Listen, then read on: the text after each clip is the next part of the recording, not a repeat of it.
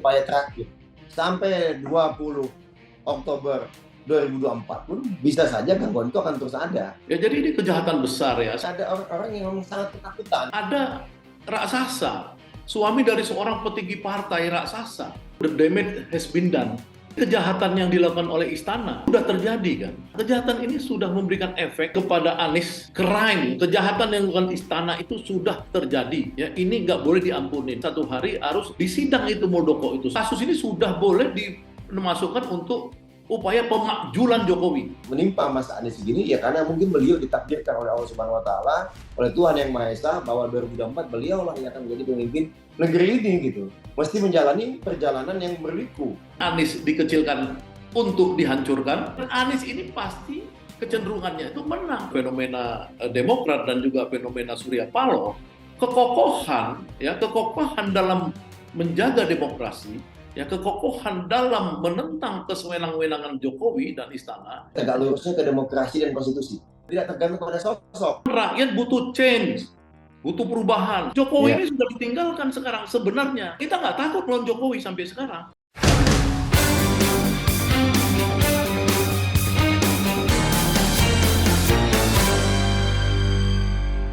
Salam cross check, Mas AHY atau Ketua Umum Partai Demokrat Agus Harimurti Yudhoyono menyebut penolakan Mahkamah Agung atas PK yang diajukan oleh Kepala Kantor Staf Presiden Muldoko untuk mengambil alih Partai Demokrat adalah kado terindah sebagai hadiah ulang tahunnya. Memang MA atau Mahkamah Agung sudah menolak PK dan banyak pakar menyebut upaya Muldoko mau mengambil Demokrat sudah berakhir. Tapi juga ada yang bertanya nih, haruskah Muldoko sebagai Kepala Kantor Staf Presiden, lingkar terdekat Presiden, sepatutnya mendapat sanksi dari Presiden? Lalu muncul juga pertanyaan lain, apakah ini artinya kemudian bahwa upaya tanda kutip mencopet Partai Demokrat yang disebut berakhir itu berarti juga bahwa upaya penggagalan koalisi perubahan yang mengusung Anies Baswedan sebagai baca pres juga akan berakhir? Menarik kita ulas dan cross-check di akhir pekan kali ini bersama dengan Bang Herzaki Mahendra Putra dari juru bicara Partai Demokrat dan nanti bergabung Syaganda Nainggolan. Baik, selamat pagi. Assalamualaikum Bang Zaki. Waalaikumsalam warahmatullahi wabarakatuh. Selamat pagi. Ya, salam sehat Bang Zaki ya. Pak Syaganda, alhamdulillah Ya. sehat. Ya, Assalamualaikum.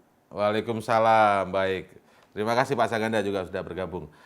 Oke, nah saya mulai dari Bang Herzaki terlebih dahulu. Seharusnya perbincangan ini tadinya ada Prof. Denny Indrayana, tapi kemudian mendadak membatalkan ya, karena bukan batalkan karena ada kepentingan yang tidak bisa ditinggalkan.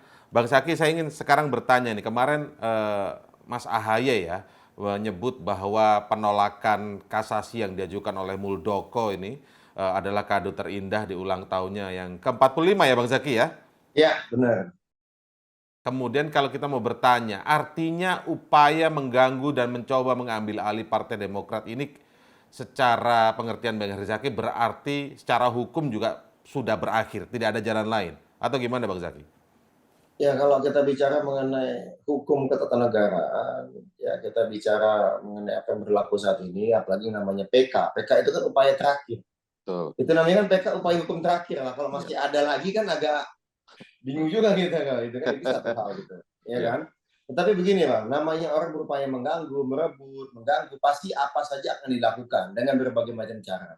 Tapi setidaknya kita bicara mengenai apa upaya yang dilakukan oleh Muldoko dan teman-temannya, ya, oleh kaki tangannya sejak kok kami sih cermati Desember 2020 karena upaya pendekatan itu dilakukan 2020, setelah didalami hampir 1 bulan lebih, kemudian kita buka ke publik tanggal 1 Februari 2021, ada mulai bergulir. Ini sebenarnya episodenya sudah selesai per 10 Agustus 2023 kemarin ya, karena tidak ada lagi upaya-upaya seharusnya nih bisa katakanlah tadi bicara mengenai keputusan atau SK Menkumham gitu terkait dengan keputusan saat ini maupun terkait dengan ADART dari Partai Demokrat saat ini kan, itu yang coba dilakukan. Tapi kami melihat ini kan namanya tadi lagi-lagi ini kan bukan upaya hukum biasa nih.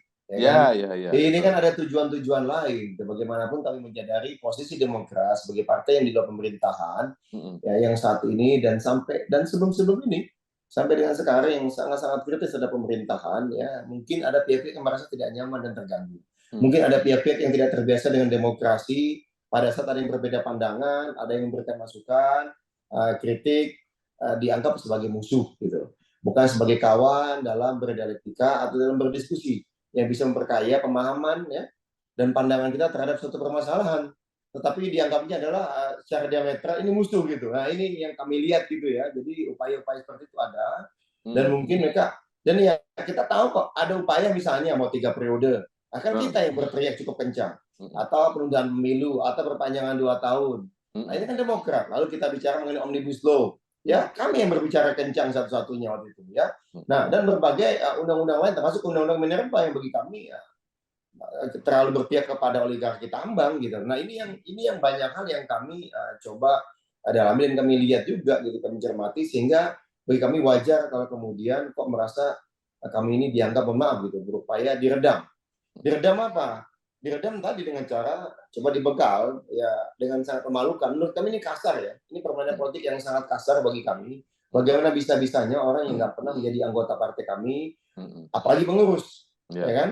Anggotanya nggak pernah, lagi pengurus atau mendadak merasa berhak bisa menjadi ketua umum. Ini kami baru ketemu nih di planet dunia ini ya, nggak tahu kalau di universe lain kita nggak tahu gitu. Nah ini yang menyedihkannya di situ, karena kami meyakini ya, terima kasih kepada Bang Indra, teman-teman media ya, juga para aktivis pro demokrasi, masyarakat sipil dimanapun berada, termasuk rakyat Indonesia gitu, ya melihat betul bagaimana situasi saat ini ya 2 tahun lebih ini benar-benar perilaku yang tidak pantas sebenarnya. Ini tidak sesuai dengan demokrasi. Kalau Anda ingin katakan ingin menjadi ketua umum partai, pilihannya hanya 2, gitu, ya. Masuk partai, jadi anggota dulu lah ya minimal ya. Masuk partai, jadi anggota, pelajari dulu aturannya, lalu kemudian bertarunglah, rebutlah hati dari para pemilik suara, gitu. Bukan mencoba begal partai orang, kan begitu. Yang kedua, bisa kok ada cara lebih terhormat, ya. Misalnya buat partai baru. Makanya saya bilang, saya Bang Said Iqbal itu partai apa ya? Prima ya kan? Yang lolos itu kan ya? Iya. Nah, meskipun kata KPU nggak jadi lolos ya kalau nggak salah. Tapi partai buruh, mohon maaf, bukan partai buruh. Partai buruh. Kita apresiasi luar biasa loh. Buruh ini kan mohon maaf ya, orang kadang-kadang suka menganggap ini kan grassroots katanya ya kan, yang kekuatannya nggak besar gitu kan dibandingkan mohon maaf jenderal kan gitu. Ya kan? Buruh dibandingkan jenderal itu secara pribadi kan seharusnya jenderal harus punya percaya diri lebih tinggi dong, ya kan? Buatlah partai kan begitu. Makanya kami Pak SBY misalnya sebagai mantan jenderal, beliau masuk ke dunia sipil. Bagi beliau begitu sudah di sipil ya, udah purnawirawan udah sipil gitu, bukan lagi jenderal. Tapi bagaimanapun kita tahu nih, selain Pak SBY kan ada mohon maaf, ada Pak Prabowo, ada Pak Wiranto, ya yang membangun partai, ada PKPI juga kan, waktu itu Pak Edi Sudrajat, almarhum. Nah ini kan luar biasa nih. Ingin masuk ke demokrasi, ingin menjadi ketua umum partai, ingin ikut bertarung, berkontestasi, ya gunakan jalur yang ada, yaitu apa? Buat partai politik atau masuk partai, lalu kemudian rebutlah suara Pak pemilik namanya suara di dalam itu. Gitu. Ya, artinya tontonan 2-3 tahun ini politik yang kasar dan tidak bermartabat lah, maksudnya begitu ya? Iya itu jelas sekali kalau kami lihat. Nah apalagi kemudian yang menariknya begini nih, yang menariknya nih, ya kan? Ya. Udah berhenti nih, udah agak reda nih gitu, ya kan? Udah kalah sampai 18 kali gitu kan di pengadilan gitu. Lalu mendadak ketika kami bergabung ya bersama-sama teman-teman Nasdem dan PKS membentuk koalisi perubahan. Ya. Kemudian lalu di koalisi perubahan itu di bulan Oktober salah satu partai di koalisi perubahan yaitu teman-teman Nasdem mendeklarasikan Mas Anies ya kan sebagai capres. Mendadak dalam hari yang tidak terlalu lama ini ada surat ya pemberian kuasa hukum gitu. Pemberian pembuatan surat kuasa kepada kuasa hukum untuk bisa mengajukan PK terhadap kasus ini. Ya ini kan mohon maaf nih gitu ya. Ini kan kita melihat mau dibilang ada motif aja kebetulan atau apa kayaknya agak nggak masuk akal. Itu satu ya. Oke orang bilang kebetulan, boleh orang bilang kebetulan.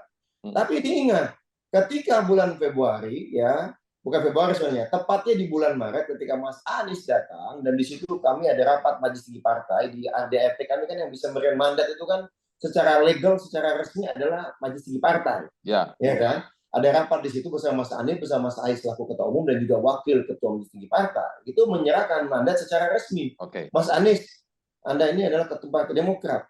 Beberapa hari kemudian ada upaya pengajuan PK diserahkan kepada Motifnya terbaca ya, baik. Mahkamah Agung gitu. Nah itu kami lihat apa maksudnya? Kalau kita bilang kebetulan ini, bagaimana bisa kebetulannya 2 kali? Pemberian surat kuasanya pada saat teman kami satu koalisi mengumumkan Mas Anies sebagai baca pres dari mereka, lalu ketika kami memberikan mandat juga kepada Mas Anies yang mengesahkan juga Mas Anies ini punya 28% kan kursi dan bisa melaju, mendadak ada upaya PK nih yang didaftarkan kepada pengadilan. Nah ini yang kami inilah ini gagal. Oke. Nanti saya gali lebih dalam lagi, Mas Herzaki. Saya geser dulu ke Pak Syahganda Nainggolan. Kalau Pak Syahganda sebagai jalan panjang sebagai aktivis akademisi dan kemudian melihat dinamika politik kita beberapa waktu terakhir ini. Akhirnya Mas AHY Ketua Partai Demokrat bersyukur sekali upaya PK akhirnya ditolak. Tapi Mas Herzaki tadi memberikan gambaran juga, namanya orang mau ganggu bisa dari mana aja nih. Apalagi tadi disinggung lagi kembali ya, walaupun sebenarnya masyarakat juga sudah mungkin bisa melihat ya bahwa upaya pengajuan PK terhadap Partai Demokrat yang sempat landai sebenarnya soal ini, kemudian muncul di tengah-tengah munculnya koalisi perubahan, KPP begitu ya. Apakah setelah PK-nya ini ditolak, yang rentetan efek domino terhadap yang namanya baca pres Anies Baswedan ini, gangguan-gangguannya akan berakhir tidak kira-kira Pak Syahganda? Ya, terima kasih ya. Saya pikir bangsa Indonesia ini harus belajar tentang membenci orang ya.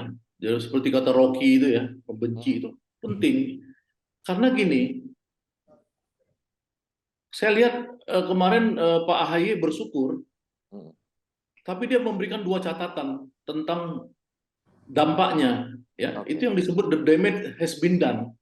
Jadi kejahatan yang dilakukan oleh istana, ya, apakah itu istananya yang paling tinggi atau Muldoko, saya nggak tahu ya, yang mana. Ya, nanti kita akan diskusi lagi. Tapi udah terjadi kan.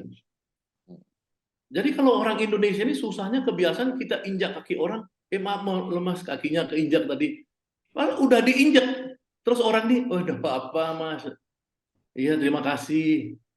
Ini udah kejahatan. Kejahatan ini sudah memberikan efek baik kepada Anies, ya, baik kepada Demokrat dan baik kepada pegiat demokrasi di Indonesia.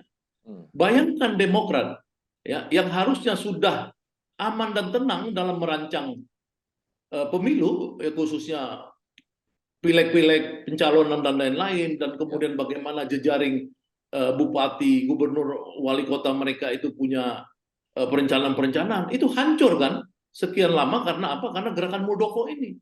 Energi terkuras maksudnya ya Pak Syahganda? Bukan hanya energi terkuras, kan itu kan banyak orang yang kemudian tidak berani jadi caleg Demokrat yang tadinya itu ketika Demokrat sama Anies datang, ya, berdekatan, itu kan ada efek, ya, efek simultan, efek sinergi. Ya, diambil oleh Nasdem, diambil oleh PKS, tapi Demokrat tuh nggak bisa ngambil.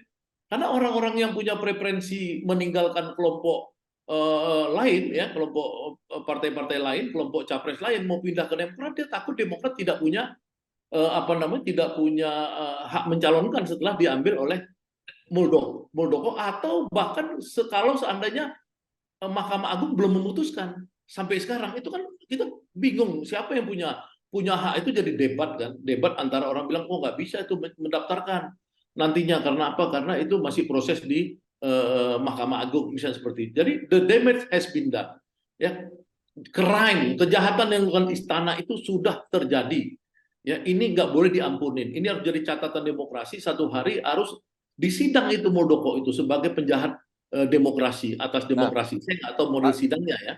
Pak Syahganda, mumpung penjelasan Pak Syahganda di situ, saya ingin dalami. Tadi kan Pak Syahganda menyatakan kejahatan yang dilakukan istana, tadi Pak Syahganda menyebut seperti itu. Kan cuman Pak Syahganda mengatakan apa yang paling atas atau hanya berhenti di Muldoko. Taruhlah begitu Pak ya, kita tentu saja berpikir sangat positif ya. Ini misalnya karena upayanya memang diajukan oleh Pak Muldoko sendiri gitu ya, oleh pihak Muldoko. katakanlah istana yang dimaksud di sini adalah di Pak Muldoko. Artinya di sini apakah kemudian setelah PK ini tolak selesai nih ya, memang perlu ada sanksi dari presiden karena kepala stafnya mencoba tanda kutip merebut Partai Demokrat, di mana Partai Demokrat kalau Prof Denny juga sering menjelaskan, Prof Denny Indrayana, ini kan partai milik presiden ke-6, yaitu Pak Susilo Bambang Yudhoyono gitu. Apakah memang perlu ada sanksi dari Presiden Jokowi terhadap Pak Muldoko? Kalau yang disebut oleh Profesor Jimli Asidik ya, dan Profesor Denny Indrayana, dua-duanya ahli hukum tata negara kita yang sangat tersohor ya.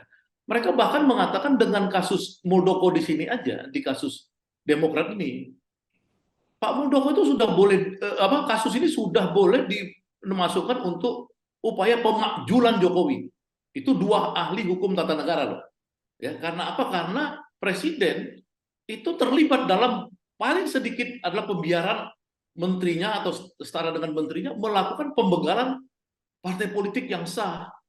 Itu kan bukan yang ngomong ece-ece kalau udah Jimli Asidik dan Denny Indrayana yang ngomong. Ya jadi ini kejahatan besar ya. Saya nggak tahu bagaimana cara Demokrat merecovery dampak ini. Insya Allah bisa ya. Bagaimana sengketa antara kelompok Demokrat dengan kelompok Partai Nasdem ya soal wapres dan lain-lain. Ini kan karena ada ini juga unsurnya. Karena Demokratnya itu dianggap lemah karena belum selesai masalahnya. Itu kan akhirnya perundingan itu atau ya perundingan lah itu belum terjadi ya. Ini banyak sekali yang saya pikir ini betul-betul kelam, demokrasi kelam ya di Indonesia selama era Jokowi ini ya, terutama khususnya dalam mengamankan pemilu, mengamankan elemen-elemen demokrasi seperti partai-partai ini ya. Partai Demokrat ini kan salahnya apa? Nggak ada salahnya. Ya, dan mereka itu kan di luar sistem ya biasa aja. Beda kalau misalkan partai seperti Suharto Manoarfa digeser dalam satu malam diganti sebagai ketua umum di tengah jalan pulang ke Indonesia dari mana? Dari Eropa kalau nggak salah saya. Ya karena dia ketahuan ada hubungan dengan Anies. Ya kemudian saya diinformasikan ya oleh tokoh P3 kepada saya, begitu juga yang diomongkan oleh disebutkan oleh Denny Indrayana bahwa dia dihukum oleh Presiden Jokowi diganti ya sampai sekarang mereka nggak punya definitif ketua umum partai hanya karena dia dianggap orang pemerintah. Kenapa dia mau coba mendekat dengan Anies Baswedan? Pak Saganda juga melihat indikasi itu ya, ketersambungan gitu ya dari soal Pak Soeharto, apa yang terjadi di Demokrat, apa yang terjadi di partai-partai lain. Cawe-cawe Pak Jokowi kan udah diakui oleh beliau sendiri ya kepada semua partai-partai yang tentu di bawah naungan dia. Ya artinya partai pendukung pemerintah, is oke aja buat saya nggak ada masalah. Tapi ketika dia masuk ke Partai Demokrat, ya yang selama ini betul-betul tidak makan jaringan proyeknya si Harun Masiku, ya proyek-proyek kejahatan yang terjadi di zaman Jokowi, mereka kan betul-betul di luar sistem kekuasaan. Ya, itu harusnya mereka itu dihormati karena mereka bisa independen membangun partainya, partai anak-anak muda, milenial yang pengen tumbuh. Jangan dihancurkan dong. Itu pendapat saya. Oke, saya kembali ke Mas Herzaki. Mas Herzaki tadi kan sempat menyinggung, namanya orang mau mengganggu, siapa saja, apa aja nanti bisa aja dilakukan. Ada indikasi lagi ke sana nggak sih Mas Herzaki? Atau ini hanya siap-siap agar tidak ada celah dan ruang yang bisa dimanfaatkan oleh orang-orang yang mau mengganggu Partai Demokrat dalam konteks juga 2024 tentu saja. Pencalonan Anies Baswedan misalnya. Ya, terima kasih Mas Indra. Ya kalau kita apapun itu kita akan hadapi ya, kata Mas AHY ya kita siap. Selama ini juga terbukti kami apapun masalahnya kita hadapi bersama-sama. Yang penting kita punya pemimpin yang kuat, ada Mas AHY ya, dengan berbagai strateginya beliau juga, dan kita semua loyal kepada beliau dan kita kompak dan solid. Ini yang menjadi kekuatan mesin partai politik Demokrat ya. Ini terbukti kuat dan kokoh dan satu komando sampai ke bawah. Jadi nggak ada yang lepas nih. Seperti Pak Sangga, Mas Saganda sampaikan setuju sekali ya, setuju sekali dengan situasi seperti itu. Tapi bagaimanapun ini juga membuat kami, mohon maaf nih, ada suatu blessing in disguise di mana lemak-lemak itu akhirnya hilang dari Demokrat sehingga kami bisa bergerak dengan lebih slim lagi, dengan lebih lincah lagi, lebih dekat lagi dengan rakyat karena justru yang mereka yang berkhianat ini, yang sudah dipecat ini, inilah salah satu sumber permasalahan yang ada di Partai Demokrat selama ini. Gitu. Jadi dengan Tempat cara Mas lemah, ya. Ahaye, iya dengan cara Mas Ahaye di 2020 ketika memimpin, bagaimana beliau mencoba merapikan organisasi, tidak ingin ada praktek-praktek mohon maaf buruk yang ada dalam partai politik yang kita tahu kan ada lah gitu. Ada ruang-ruang gelap ya yang kita ketahui. Nah itu yang dicoba dibersihkan oleh beliau dengan proses pengambilan keputusan yang transparan dan demokratis dan terbuka. Nah ini ada pihak-pihak yang merasa, oh ini kan harusnya daerahnya saya, kan gitu. Ada ini kan harusnya saya nih yang kayak gitu. Padahal kita mau adalah hal terbaik, semua ada indikator yang jelas. Tapi konteksnya Demokrat meyakini, jangankan sampai 14 Februari, sampai 20 Oktober 2024 pun bisa saja gangguan itu akan terus ada gitu. Katakanlah misalnya jagoan kita, jagoan saya, jagoan Demokrat, misalnya Mas Anies ini menang nanti, ya kan di 2024 Februari 14, mungkin bisa jadi dalam proses menuju pelantikannya akan ada gangguan-gangguan. Tapi bisa aja begitu ya, bisa aja begitu ya. Karena bagaimana? Ya sekarang hal yang tidak masuk akal di dalam pikiran kita, bagaimana seorang jenderal bintang 4, purnawirawan, orang dekat presiden, bisa-bisanya bukan pernah anggota, bukan pernah pengurus, mendadak merasa punya hak jadi ketua umum partai. Ini kan hal yang nggak pernah terbayangkan di dunia demokrasi manapun tuh kami nggak pernah gitu, ya kan? Bisa yang ada itu adalah silakan kalau Anda mau pecah belah, emang orang dalam lah, inilah, emang punya terus berebut suara lah. Artinya berangkat dari hal itu yang awalnya nggak masuk akal sama sekali, secara bahkan berpikir melakukan manuver politik yang mungkin sebelumnya terjadi seperti itu ya, terjadi dengan yang masuk akal maksudnya. Nah ini terjadi nggak masuk akal, bisa saja ke depan bahkan ketika misalnya nih Anies Baswedan menang itu masih bisa diganggu juga gitu ya, Mas Herzaki ya. Menurut kami ini ada orang-orang yang memang sangat ketakutan. Ini kami bingung nih. Ya, Demokrat bingung sekali melihat situasi di mana Mas Anies yang kata survei. Ini kata survei loh. Ya kan? Kata sebagian besar survei nih, mainstream. Katanya nomor 3. Katanya nih, ini katanya loh ya, menurut hasilnya ini kan. Secara metodologi benar kan begitu katanya. Nomor 3. Bahkan ada yang bilang jaraknya jauh dari nomor 2 dan nomor 1 gitu. Tapi kenapa terus diganggu ya? Ini kan menjadi pertanyaan besar gitu. Kalau memang pendukungnya Mas Anies dikit, memang masyarakat ini nggak mau dukung Mas Anies, ya kan? Emang benar kecil gitu. Ya udahlah, nggak usah ganggu Demokrat, nggak usah ganggu Nasdem, nggak usah ganggu PKS gitu loh. Dan jangan ganggu juga Mas Anies, biarkan aja bertarung. Oh pendukungnya sedikit kok, ya nggak? Biarin aja nanti pas di Pilpres kalah kan begitu. Tapi saya nanya nih Mas Herzaki, Mas Ahaye, Pak SBY, ini kan orang-orang yang sangat percaya survei tapi kan data-data survei ya. Tetap percaya data itulah ya. Kami begini Mas, bagaimana tetap menghormati dan menghargai hasil survei. Teman-teman Polster tentu menggunakan metodologi ilmiah objektif, ya kan. Tetapi kan kita juga punya pertanyaan besar juga gitu dalam konteks ini yang salah di mana nih gitu. Yang salah apa sih ini? Kenapa survei berbagai lembaga yang kredibel ini menyatakan bahwa Anies ini jauh atau nomor 3 gitu. Tetapi kemudian di sisi yang lain kok masih terus diganggu? Ada apa sih? Nah, ini yang menjadi tadi lagi-lagi nih hari ini di mana demokrasi kita sepertinya bicara kewarasan, bicara akal sehat seperti kata Bang Rocky Gerung atau Bang Wijayanto, ini kok kayak makin nggak waras gitu. Tapi bagaimanapun kita tetap harus berjuang ya, karena kalau kita tidak berjuang ya kasihan demokrasi kita, kasihan rakyat kita, kasihan negara kita. Kita tetap harus seolah-olah ini berarti sekarang ini ada data yang kemudian kontradiksi dengan logika sederhana ya. Nah begitu Mas Indra. Ya kan sederhana aja. Udahlah, Anies kecil kok surveinya, ngapain diganggu kan begitu. Ya Demokrat nggak usah diotak-atik lagi. Udah Nasdem ngapain dikerjain? Misalnya loh gitu. Udah biarkanlah mereka maju. Orang pasti kalah kok. Kan begitu.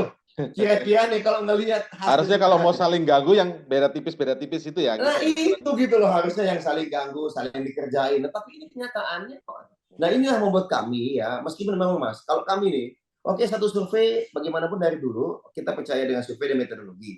Tetapi Mas Ahaye juga selalu mengingatkan, kalau hasil survei bagus, jangan kemudian terlena.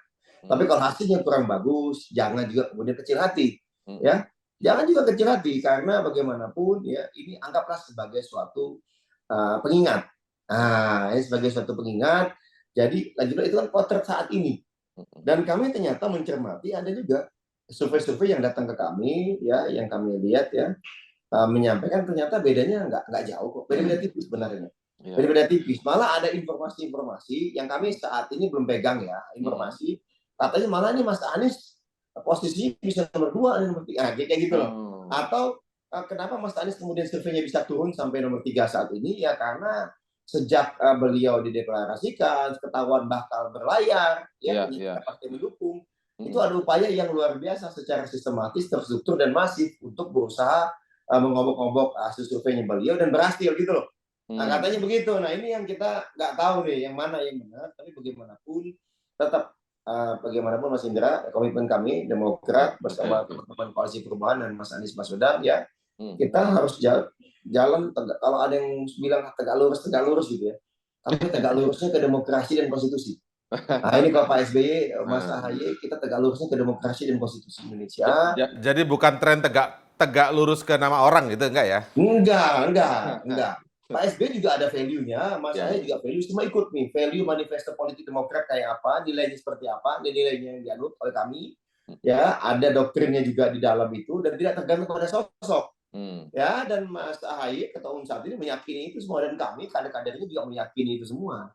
Jadi kita fokus bagaimana membangun demokrasi yang berkeadilan. Kan begitu, yang ujungnya bisa mewujudkan perdamaian, bisa mewujudkan kesejahteraan buat rakyat kita. Itu Mas kira-kira. Ya, Pak Saganda, kalau Pak Saganda melihat dengan berakhirnya, sementara ini kita lihat secara hukum sih selesai ya. Sudah tidak ada lagi. Dengan berakhirnya gangguan terhadap Partai Demokrat dari sisi upaya Pak Muldoko gitu ya. Dalam hal ini tentu saja Pak Muldoko adalah kepala staf kantor kepala staf presiden gitu ya. Berakhir. Apakah mungkin juga gangguan terhadap pencapresan Anies Baswedan ini juga relatif akan berakhir atau ini belum menjadi jaminan terhadap gangguan-gangguan terhadap Anies Baswedan, Pak Saganda? Pertama kan kita lihat yang diganggu bukan hanya Demokrat, Ya. ya diganggu juga Nasdem.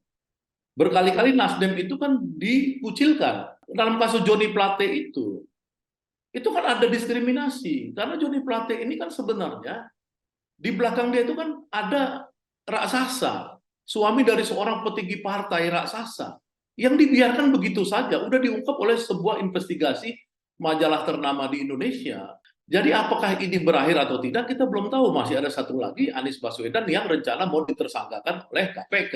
Ya, ini kan sudah dilihat oleh publik, beberapa penyidik yang diminta untuk mentersangkakan oleh ketua KPK, itu mundur. Ya, itu yang dilihat di publik. Bahwa ada perdebatan itu, mereka mundur karena diminta untuk melakukan peningkatan masalah e-formular dari masalah penyelidikan menjadi penyidikan dan memaksa Anies jadi tersangka. Jadi memang jalan ini sebenarnya belum berakhir ya. Hanya memang saya melihat dengan fenomena Demokrat dan juga fenomena Surya Paloh, kekokohan dalam menjaga demokrasi, ya kekokohan dalam menentang kesewenang-wenangan Jokowi dan istana itu menghasilkan sesuatu yang positif. Ya saya melihat misalkan Demokrat kalau diam saja terhadap kasus Muldoko ini pasti mereka dikalahkan oleh Mahkamah Agung. Ya bukan saya tidak mengapresiasi Mahkamah Agung adalah orang-orang yang masih normal, waras dan baik. Tapi kita melihat banyak sekali kasus yang bisa diintervensi ya dengan tekanan penangkapan oleh KPK, ya hakim-hakim agung apa segala itu bisa ada pertukaran, exchange. Yang saya takut seperti itu terjadi exchange-nya, mereka melepas orang-orang hakim agung yang ditangkap, kemudian yang penting Demokrat dihancurkan, misalnya seperti itu. Tukar guling ya.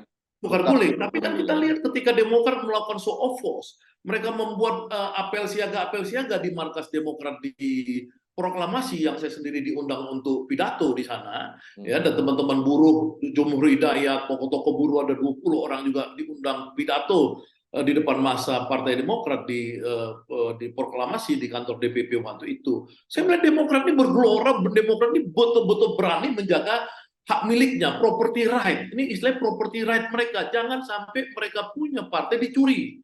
Jangan sampai mereka punya partai dihancurkan. Jadi semangat ini, semangat Surya Paloh, semangat Pak AHY dan teman-teman Demokrat ini, saya pikir kalau ini terus terjadi, ya maka tidak ada lagi gangguan-gangguan menurut saya yang berani untuk di hari-hari makin dekat pemilu ini berani untuk melakukan yang sama gitu, hal yang sama. Mudah-mudahan. Iya, iya. Nah, Pak Saganda, kalau Pak Saganda saya sedikit nyinggung dari yang disampaikan Mas Herzaki. Ini juga apa ya, logika publik ya. Beberapa yang melihat kalau memang surveinya kecil ya, nomor 3 lah katakanlah seperti itu, disebut jaraknya juga jauh. Bahkan ada yang ngomong itu para pollster ya, elektabilitas Anies itu stagnan gitu. Ya, kurang lebih kan ada yang mengatakan seperti itu. Tapi gangguan-gangguan terhadap koalisi yang mencalonkan Anies ini terus berjalan. Kayak artinya ada semacam data tetapi bertentangan dengan logika gitu, logika publik ketika terjadi kondisi yang seperti digambarkan tadi oleh Mas Herzaki. Pak Saganda melihatnya seperti apa nih? Ya, Kalau saya surveinya kecil, kenapa takut? mengetahui bahwa satu dua lembaga itu melakukan survei benar. Ya, survei benar biasanya kan CSIS ya. CSIS itu bulan Februari atau Maret. Hmm. Dia menanyakan kepada masyarakat, kepada publik, pilih calon pemimpin presiden A, ya, berintegritas, B, berani, ya, karena Pak Jokowi kan kemarin bilang berani, 3, sederhana. Masyarakat itu memilih apa yang berintegritas, yang anti korupsi. Ya, itu misalkan seperti itu. Kompas misalkan ya, sampai bulan Desember, ya, saya masih percaya surveinya. Tapi kemudian survei-survei yang kebanyakan setelah Januari kemarin, itu saya lihat kebanyakan sebagai propaganda. Karena dia tidak lagi pure survei, tapi dia bagian agenda untuk mendukung capres tertentu dan mengecilkan Anies di situ. Mungkin Anies dikecilkan untuk dihancurkan saja, mungkin juga kemudian supaya Anies ini kehilangan dukungan logistik, karena pemilu kan pasti ada dukungan logistik besar ya, akhirnya orang tidak percaya pada Anies. Tapi alhamdulillah terakhir dari Australia ya, yang netral saya lihat Atting Research Australia, dan saya langsung Google John Atting, websitenya saya Google, ini sangat kredibel karena dia bukan hanya survei saja, tapi dia biasanya marketing riset dan lainnya sampai ke Eropa, ke Amerika. Mereka datang ke Indonesia melakukan survei, hasilnya itu menakjubkan buat saya. Dan analisa saya, meskipun elektabilitas di situ di survei sementara ini 34% Ganjar Pranowo, 33% Prabowo, Anies 27, swing 7 ya. Itu kalau misalkan itu diikutkan, kalau itu diteruskan, maka saya yakin Anies itu akan menang telak di Indonesia ini. Misterinya kenapa? Karena penjaganya di situ. Ketika ditanyakan apakah Anda mau status quo ikut Pak Jokowi, ya kira-kira gitu, ataukah Anda mau perubahan? Perubahannya udah lebih besar daripada Pak Jokowi ini, perubahannya 20%, yang di sini 18%. Sisanya swing, bilang berlanjut tapi perubahan.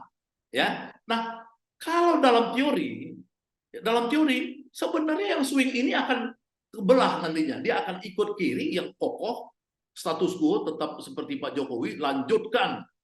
Atau yang seperti Pak Anies Baswedan misalkan perubahan 20%.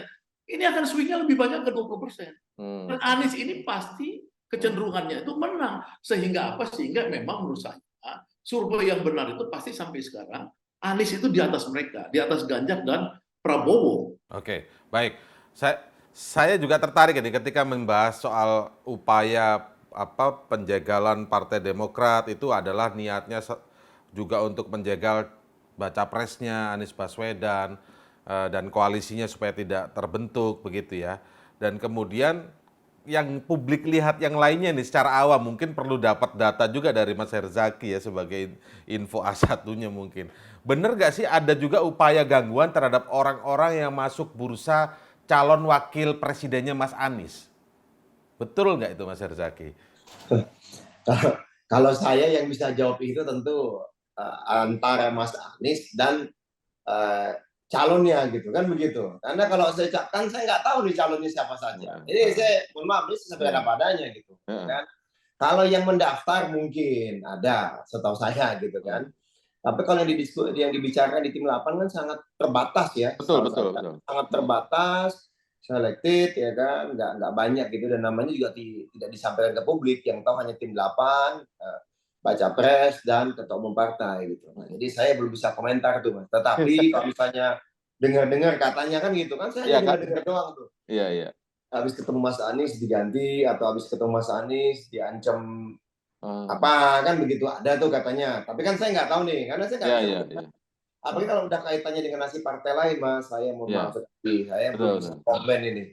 Nggak boleh komentar saya untuk masalah partai. Belum. Nggak, artinya mau gambarin ke publiknya gini nih. Survei disebut paling rendah, tapi diganggu terus. Selain orangnya diganggu, koalisi pengusungnya diganggu kan gitu nih. Info yang ditangkap masyarakat nih soal KPP dan Anies Baswedan tuh kan. Pak Anies, nama Anies Baswedannya sering diganggu-ganggu. Saya nggak ngomong siapa yang ganggu ya, tapi diganggu-ganggu. KPP-nya diganggu-ganggu, salah satunya yang terjadi sama Demokrat misalnya, tapi sudah selesai nih, PK nih kan udah ditolak. Nah, gitu kan. Terus tapi publik juga mendengar nih yang diganggu ini orang-orang yang disebut-sebut ya bisa jadi burusanya lah ya. Aku nggak ngomong siapa nanti wakilnya, itu urusan tim 8 dan lain-lain kan kata Mas Herzaki tadi. Diganggu juga ini yang masuk bursa aja diganggu nih. Sudah mulai ada penggeledahan dan lain sebagainya kayak gitu-gitu Mas Herzaki. Bener gak sih itu Mas Herzaki? Orang apa partai yang diganggu? Saya agak ini. Orang, Arahnya kemana nih? orang. Orang ya, saya Nah. pikir partainya ketumnya baru ketemu Mas Anies ganti mobil 4 kali, lalu Oh. mendadak ada isu apa gitu, enggak ya, bukan ya? Ah. Saya memang mastiin dulu nih gitu, ya kan? Takutnya saya salah persepsi. Mungkin kalau nama yang dimaksud oleh Mas Indra itu, mungkin ya, ini mungkin Mungkin, ya kan? Ya mungkin aja. Tapi gini lah Mas, gini lah. Kalau saya makanya kan Mas Anies kan menegaskan ya, ada kriteria 0, bebas dari masalah dan berani. Ini menjadi penting gitu. Jadi kita bukan hanya kontribusi terhadap kemenangan, kontribusi terhadap koalisi, kontribusi terhadap pemerintahan, adu tunggal dengan Mas Anies, punya semangat yang sama atau semangat perubahan ya. Tetapi yang paling penting juga adalah di dalam itu semua bebas dari masalah dan berani. Berani ya. Tadi berani kan sederhana Mas, ketemu Mas Anies saja takut bagaimana kan begitu. Tampil di publik nggak berani dengan Mas Anies ya gimana gitu. Gimana mau jadi cawapres kan begitu contoh. Ya kan? Nah, yang kedua, misalnya tadi bebas dari masalah, kenapa? Sebenarnya kan kalau bicara kontribusi terhadap kemenangan ada 2 hal kan. Satu adalah elektabilitas, yang kedua kerentanan politik. Nah, bebas dari masalah itu sebenarnya sudah tercakup tadi di dalam kontribusi terhadap kemenangan, tapi Mas Anies mencoba membuat dalam bahasa yang lebih sederhana. Karena orang bingung kontribusi terhadap kemenangan kan elektabilitas, yang kedua kerentanan terhadap politiknya gitu, kerentanan politik. Nah, Mas Anies buat sederhana, bebas dari masalah. Berarti maksudnya apa? Tidak ada sedikit pun potensi dijadikan katakanlah tersangka, atau ada potensi kasus, atau katakanlah mau beneran memang punya salah, ya kan?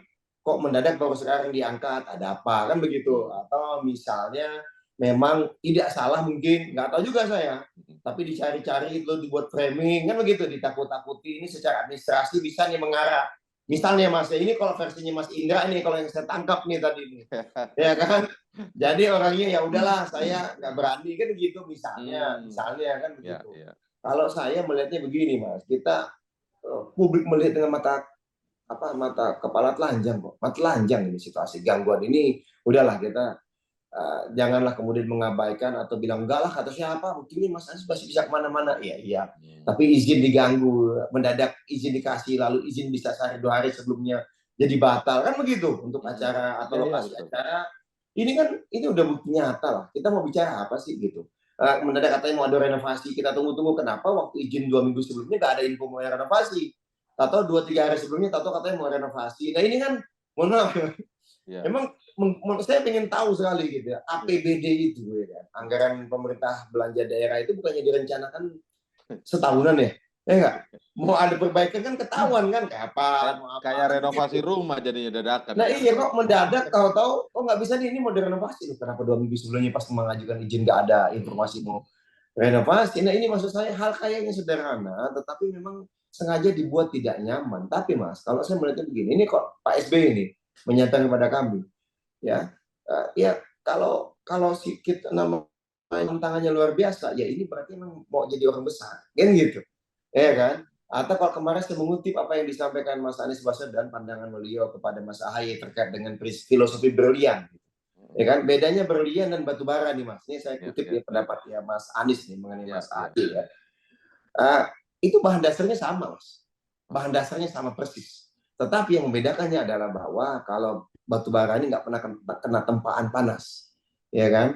Nggak pernah kena guncangan yang luar biasa atau gimana. Tapi kalau berlian ditempa betul bisa-bisa, ya kan? Kena panas luar biasa, sehingga apa? Menjadi berlian dia. Yang kita bicara berlian belinya itu gram, kan gitu, atau kilogram. Nah, kalau batu bara nggak ada yang beli batu bara gram atau kilogram, belinya ton, Mas. Ya, Ya kan? Nah, berlian bermakna. Inilah kalau saya hanya melihatnya begitu. Sama situasi dengan koalisi perubahan saat ini. Ya kan? Ini apa yang menempa kami, ini membuat kami semakin kuat memperjuangkan perubahan dan perbaikan. Apa yang menimpa Mas Anies segini ya karena mungkin beliau ditakdirkan oleh Allah Subhanahu wa taala, oleh Tuhan Yang Maha Esa bahwa 2024 beliau lah yang akan menjadi pemimpin negeri ini gitu. Mesti menjalani perjalanan yang berliku. Kan tidak ada Mas pemimpin besar dilahirkan oleh jalan tol. Kan begitu. Ya kan? Ya, enggak, ini bukan bicara masalah proyek infrastruktur ya, maksudnya kan pemimpin itu harus menghadapi Kenapa yang disinggung jalan tol sih, Mas? enggak dia kan kalau jalan tol itu kan dikasih kebebasan dan kebebasan gitu Mas. Tapi harus menghadapi berbagai tempaan kan begitu. Kalau kita lihat ya mungkin ini jalan nasib atau kata Mas Ahaye jalan takdirnya Mas seorang Anies Baswedan gitu loh ya kan dan dengan nanti cawapresnya gitu menurut kami inilah yang mungkin jalan harus kami hadapi. Tetapi kami siap ya demi rakyat Indonesia, Demokrat dengan teman-teman di koalisi perubahan kita siap menghadapi apapun itu. Ya makasih kepada Mas Indra dan teman-teman media aktivis sipil ini Mas sipil yang ayo kita berjuang bersama demi demokrasi. Kita nggak mau nih demokrasi yang sudah susah payah kita bangun, kita perjuangkan di reformasi 98 berdarah-darah, banyak sekali nyawa yang melayang ya. Dan kita hilang banyak hal lah di 98 itu. Kita tahu kan kebakaran, penjarahan, dan mohon maaf, mayat bergelimpangan di berbagai daerah kan itu, terutama Jakarta. Masih ada kok makamnya itu Mas. Saya ini kan tinggal di Cibubur. Ya, ada di dekat situ makam korban 98 itu masih ada di situ. Ada makam besar sekali di situ, banyak sekali korban 98 ditanam di situ ya maksudnya. Jangan sampai begitulah ya. Jangan sampai kita gila ini udah luar biasa seperti itu, perjuangan jangan jadi sia-sia gitu. Ya kan demokrasi kita mengalami regresi bahkan flop. Ya ini kita nggak mau gitu. Itu sih Mas. Oke. Penutup dari Pak Saganda, nanti Pak Herzaki sedikit juga lagi ya. Silakan Pak Saganda, kira-kira dengan dinamika perpolitikan kita di beberapa waktu terakhir ini, kan tadi disinggung Mas Herzaki bahwa kok kelihatannya bukan lagi high politik atau strategi-strategi di belakang layar yang dulu itu orang melihat kalau bukan terlibat di bidangnya langsung itu nggak ngerti itu pasti masyarakat. Tapi sekarang masyarakat awam melihatnya telanjang sekali dan tanda kutip itu kasar sekali. Kita tentu tidak mau membawa demokrasi kita itu seperti itu. Ini bukan soal transparansi, tapi soal strategi-strategi yang terlalu kasar ya dalam melakukan manuver-manuver politik. Pak Saganda gimana Pak Saganda? Ya pertama gini ya, ini kan tidak ada lagi yang disebut masyarakat ini masyarakat bodoh, awam, tertinggal ya. Dalam era digital ini ya semua itu kan transparan, terbuka. Jadi ketika Pak Anies, ya Pak Surya Paloh, Pak Ahaye, kemudian Pak Salim Sagap itu berkomitmen untuk melakukan perubahan, itu jangan main-main. Itu nggak boleh ditawar. Ya, perubahan rakyat butuh change, butuh perubahan. Saya sudah sampaikan ke Pak Anies di rumah Pak Din Samsudin sebulan lalu, Pak Anies nggak usah cari partai lain Pak, 3 partai cukup, yang lain nanti jadi beban. Bukan 3 partai tambah partai X tambah partai Y jadi lebih bagus. Enggak, mulai dengan 3 partai. Ya Pak SBY waktu berkuasa itu juga partainya sedikit. Iya. Dan saya ingat betul ya waktu 3 partai aja. Hanya 3. Iya, waktu perkawinannya AHY saya diundang itu di Istana Bogor dulu, tidak ada satu cukong pun yang ada di situ. Nggak ada cukong yang diundang itu, artinya Pak SBY 1 tahun setelah dia berkuasa anaknya kawin, nggak ada cukong yang datang, itu menunjukkan dia tidak utang budi sama cukong. Bagaimana kita mau perubahan kalau kita itu banyak utang budi kepada partai-partai lain, kepada cukong-cukong yang tidak ingin pada perubahan. Jadi itu dulu satu kunci dulu di kata perubahan itu. Alhamdulillah saya lihat kan keinginan besar dari Pak Surya Paloh, dia sudah bersumpah katanya di pulaunya dia di itu Pulau Seribu bersama Pak Segap, Pak Ahaye akan mendukung Anies terus. Ya sumpah itu harus diteruskan. Ya, menangkan keinginan rakyat. Jadi bukan memenangkan diri Anda, menangkan keinginan rakyat. Lihatlah Ating Research itu riset yang benar, 20% atau lebih besar daripada orang yang pengen status quo. Jokowi ini sudah ditinggalkan sekarang sebenarnya. Dan bahkan saya yakin 2019 Jokowi juga kalah. Ya cuman oke lah kita dikalahkan. Ya tapi sekarang ini jangan lagi mau ya berbagi sharing kepada orang-orang yang di kepalanya tidak ada keinginan perubahan. Karena ini baru sekali di dunia, bukan Indonesia, di dunia. ya ada kasus korupsi 349 triliun. Itu nggak akan pernah ada di dunia. Anies ya dan teman-teman Pak Herzaki apa segala ini Ya. itu rakyat, jangan main-main. Saya, Rocky Gerung, ya Gatot Nurmantio dan lain-lain ini menunggu. Din Samsudin ini menunggu. Kita oposisi. Jangan pikir kita ini takut. Enggak, kita nggak takut melawan Jokowi sampai sekarang. Ya Harun kan? Masiku, Tapi Harun kalau Masiku kita mau nggak bisa ditangkap, kenapa Pak Saganda? siapa? Itu soal ketidakmampuan atau ketidakmauan? Harun Masiku. Ya, mungkin yang mungkin ada yang lindungin kan, yang lindungin karena mereka tuh yang tadi banyak exchange tadi pertukaran. Yang saya mau bilang tadi ini ya rakyat itu ya saya cuma nyebut beberapa nama tadi tokoh-tokoh oposisi.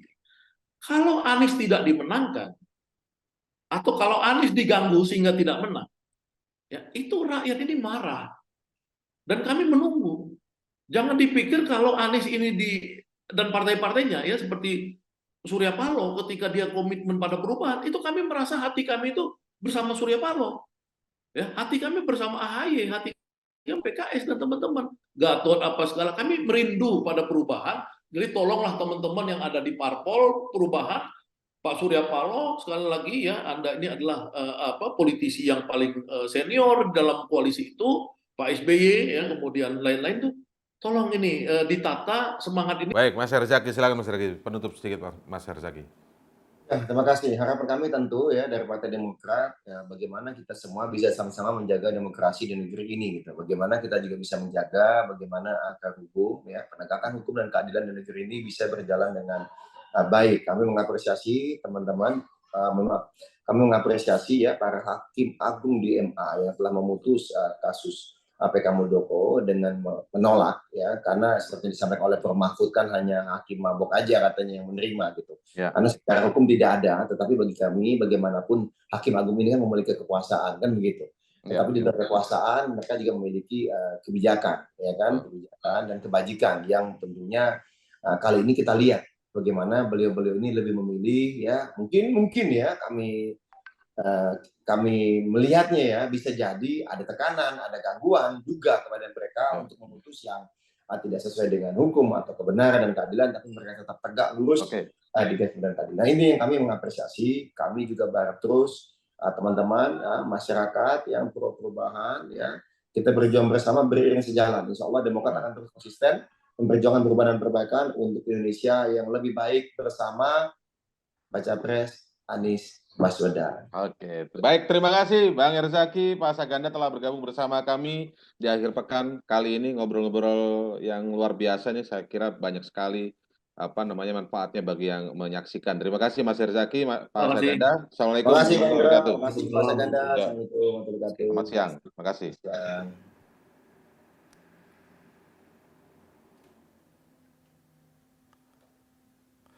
Ya, itu tadi diskusi kita di akhir pekan kali ini dalam cross check. Tentu saja terima kasih untuk Anda yang terus menyaksikan cross check di setiap akhir pekan di hari Minggu ini setiap pukul 10 waktu Indonesia Barat. Anda bisa menontonnya di kanal YouTube medcom.id ataupun kanal YouTube Metro TV. Saya Indra Maulana pamit, sampai jumpa, salam sehat.